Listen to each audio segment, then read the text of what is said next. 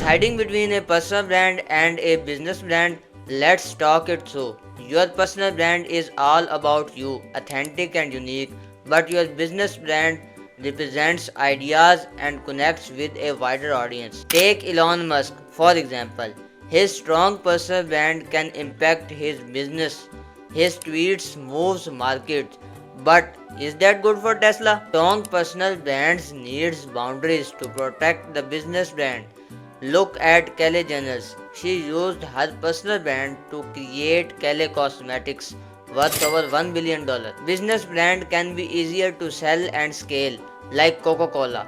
Personal brand helps you to connect a deeper level with your audience, like Tony Robbins or Alex Hamosi. Want to build a compelling brand? Use archetype to define your brand personality and connect with your audience authentically, whether personal or corporate.